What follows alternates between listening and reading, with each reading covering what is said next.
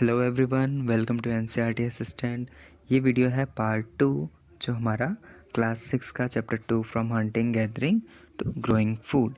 इस वीडियो में अब हम स्टार्टिंग से यहाँ पर नेक्स्ट पार्ट जो हमने पहले पढ़ा था ये उसके बाद से अब हम पढ़ रहे हैं डोमेस्टिकेशन है। डोमेस्टिकेशन का मतलब यही होता है कि एक प्रोसेस है जिसमें इंसान जब हम अलग अलग जानवर या प्लांट्स को देखभाल करते हैं या उनको पालते हैं, ठीक है, तो उसे हम डोमेस्टिकेशन कहते हैं। जब हम प्लांट्स को ग्रो करते हैं या किसी भी जानवर को देख रेख करते हैं, ठीक है, या उसे पालते हैं, उसे हम डोमेस्टिकेशन कहते हैं। Very often plant and animal that are tend by the people, मतलब जो भी हम वाइल्ड एनिमल्स या प्लांट्स को जो भी हम अपने घर में लगाते हैं वो वाइल्ड एनिमल या वाइल्ड प्लांट्स से डिफरेंट होते हैं, ठीक है। This is because people select plant and animal for domestication. For example, जैसे एग्जांपल के लिए हम उन प्लांट्स या एनिमल को सजेस्ट करते हैं या उन्हीं को हम पालते हैं जिनमें डिजीज़ कम हो। ऐसे ही प्लांट्स को हम ग्रो करेंगे जिनमें डिजीज़ कम हो, जिनमें बीमारियां कम हो, ठीक है। They also select plant that yield large size grain, ठीक है। हम ऐसा प्लांट को सेलेक्ट करेंगे जो कि हमें मैक्सिमम प्रोडक्टिविटी दे, ठीक है, मतलब हम ज़्यादा से ज़्यादा उस प्लांट से आउटपुट को ले सकें, ठीक है। Capable of bearing the weight of the ripe grain. Seeds from selected plants are preserved and sown to ensure new plants will have the same qualities. तो सिंपल इस पैरा में हमें डोमेस्टिकेशन के बारे में बताया गया है। डोमेस्टिकेशन बस इतना ही है कि प्लांट्स और एनिमल्स को देख रेख करना, ठीक है। A new way of life. If you plant a seed you will notice that it takes some time to grow. अगर हम कोई भी पेड़ पौधा लगाते हैं तो हमने देखा होगा कि उसमें कुछ तो टाइम लगता है उसे ग्रो करने में, ठीक है। या तो मतलब कभी कभी उसमें वीक्स लगते हैं, कभी मंथ्स लग जाते हैं कुछ, और कभी कभी में कुछ ईयर्स भी लग जाते हैं। When people begin growing food, अब सबसे पहले जब मान लीजिए जो आदिमानव लोग हैं उन्होंने भी जब फार्मिंग जब सीखी होगी इनिशियल स्टेज पे, तो उन्होंने क्या किया होगा, एक जगह पर वो बहुत टाइम के लिए रहे होंगे, तभी तो उन्हें पता चला कि हमें प्लांट्स की देखभाल करनी है, उसे किस समय पानी देना है, ठीक है, किस समय वीडिंग देनी है, और या एनिमल हुआ या बर्ड्स हुए, टिल द ग्रेन राइप, मतलब जब तक हमारा जो कोई भी फल है वो पक ना जाए। तो ये हमें बताता है कि जो सबसे पहले इनिशियल स्टेज पे उन्होंने एक जगह पर ही रहकर ये चीज़ की होगी, ठीक है।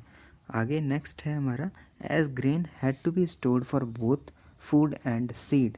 अब इनको कैसे पता, अब हम आज जानते हैं कि जो भी हम फूड लेते हैं, जैसे गेहूँ है, गेहूँ को हम एज आ फूड भी स्टोर करते हैं और बीज के लिए भी, अपने खेत में लगाने के लिए भी।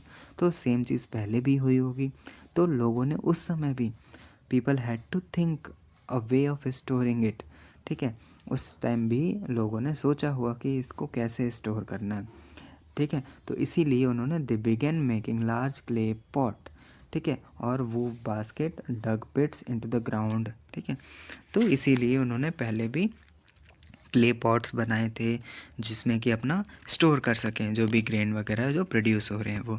फिर है storing animal multiply naturally beside if they are looked after carefully, they provide milk which is an important source of food, ठीक है। अगर हम एनिमल्स को भी देखें, एनिमल्स नेचुरली मल्टीप्लाई होते हैं, मीन्स नेचुरली वो उनकी जनसंख्या बढ़ती है।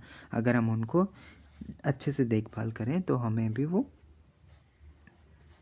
एक्सचेंज में मिल्क या मीट या फूड सोर्सेज, ये सभी चीज़ें प्रोवाइड करते हैं। In other words, animal that are reared can be use at the store of food. जिनकी हम देखभाल रखेंगे उनको भी हम फूड की तरह स्टोर कर सकते हैं, ठीक है। हम एक तरह से हमारे लिए खाने का वो है। Finding out about the first farmer and herders, ठीक है। You will notice a number of blue square. जो हमने मैप देखा था वहाँ पर, उसमें जो मैप ब्लू स्क्वायर जो लगे थे, आइए उस मैप को एक बार फिर से देख लेते हैं। जो हमारा ब्लू स्क्वायर में नियोलिथिक साइट्स हैं।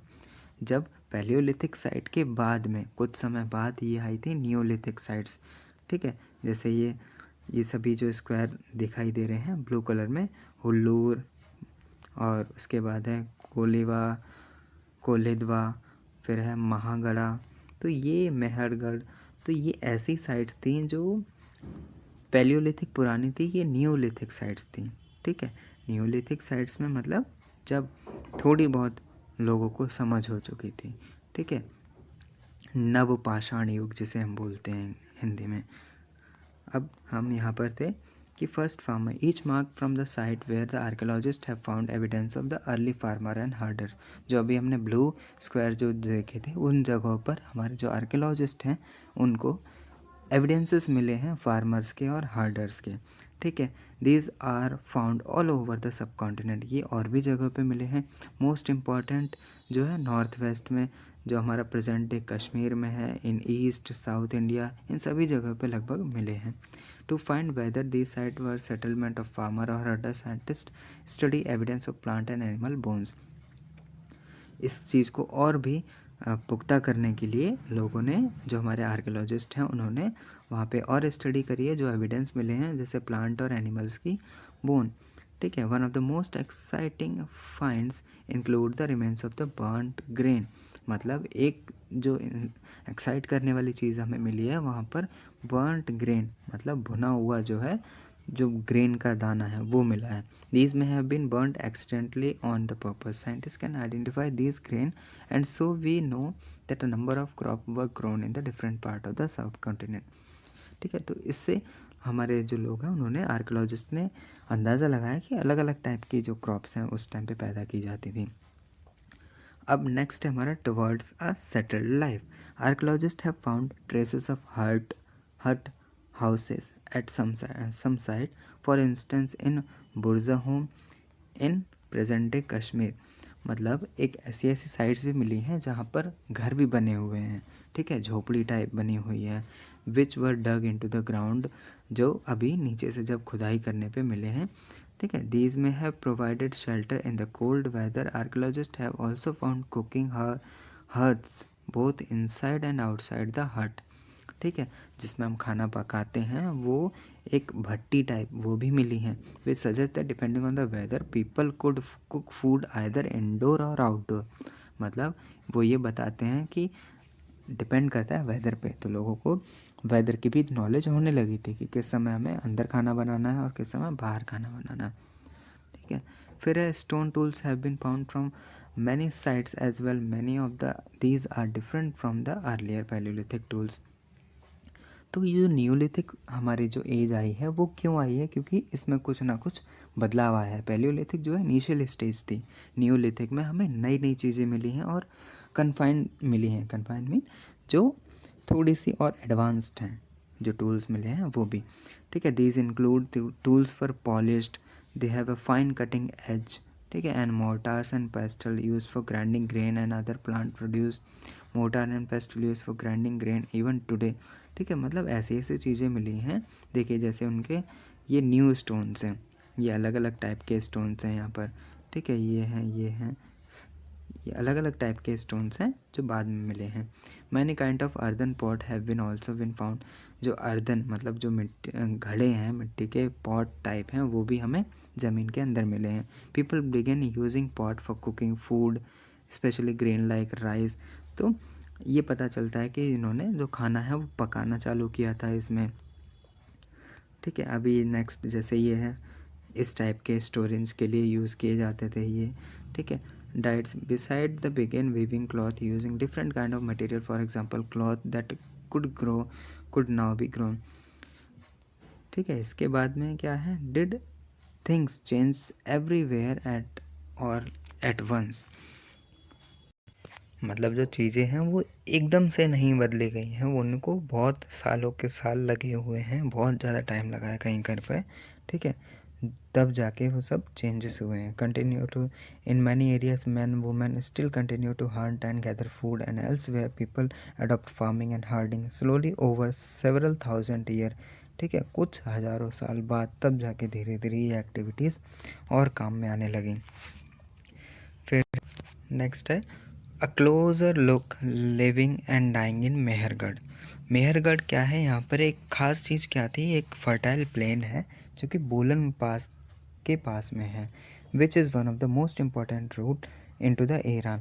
अब मेहरगढ़ में एक पहली हमारी जो जैसी जगह है जहाँ पर बार्ले और वीट को ग्रो किया गया था और शीप और गोट्स की फर्स्ट टाइम पे जो रियरिंग हुई थी वो यहीं पर हुई थी। It is one of the earliest village that we know about, और ये सबसे पुरानी विलेज है जो हम जानते थे। यहाँ पे और एक क्या खास चीज़ है, यहाँ पर मैनी एनिमल्स, यहाँ पे बहुत से अलग अलग जानवरों की हड्डियाँ भी मिली हैं यहाँ पर, ठीक है। Wild animals such as deer, pig and also bones of sheep and goat were found. और यहाँ पे चीज़ क्या मिली है, जो स्क्वायर्स और रेक्टेंगुलर हाउस भी यहाँ पे मिले हैं, जैसे आप देख पा रहे होंगे इस टाइप के जो हाउस हैं वो मेहरगढ़ से मिले हैं, ठीक है।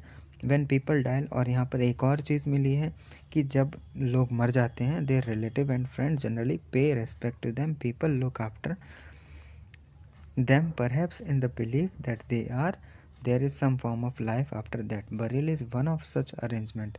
अब यहाँ पे क्या किया जाता है, जो भी लोग मर जाते थे मेहरगढ़ में, हमें ये चीज़ पता चली है कि उनको कब्र के अंदर गढ़ा दिया जाता था, एक कब्र बनाकर उसके अंदर ही इनको गढ़ा दिया जाता था।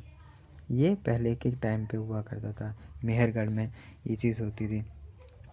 Several burial sites have been found at Mehergarh. In one instant, the dead person was buried with a goat।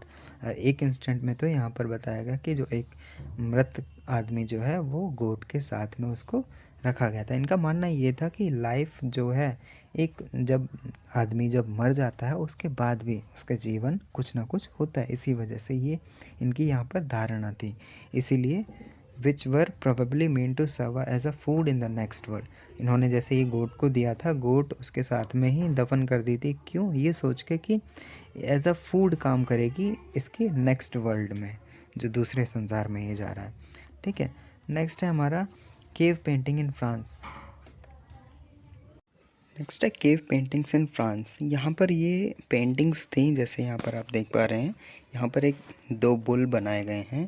ये केव पेंटिंग्स हैं, मतलब ये गुफा के अंदर थे, और ये लगभग आज से 20,000 साल, 10,000 से 20,000 साल पहले की ये पेंटिंग्स हैं। और इनकी जो खोज की गई थी वो स्कूल चिल्ड्रंस ने करी थी, ठीक है।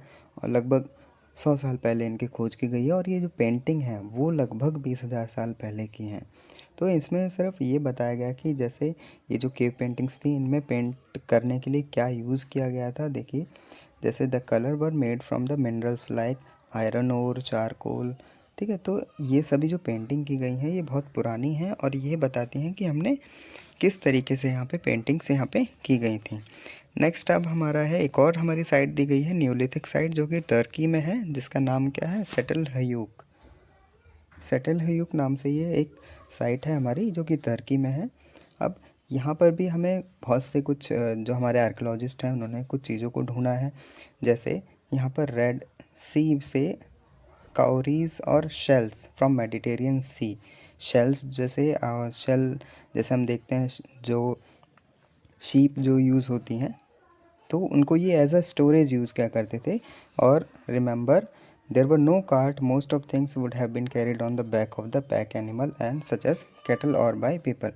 उस टाइम पे, पहले के टाइम पे ज़्यादातर यहाँ पे कार्ट मीन्स जो जैसे हम किसी गाड़ी जैसे बनाते हैं अभी, जो है बुलक कार्ट जो आती है हमारी बैलगाड़ी, उस टाइम पे नहीं हुआ करती थी। जो भी सामान इधर से उधर लेके जाते थे वो सिर्फ कैटल के सहारे ही उसकी ही बैक पे लेके जाया करते थे, या पीपल के।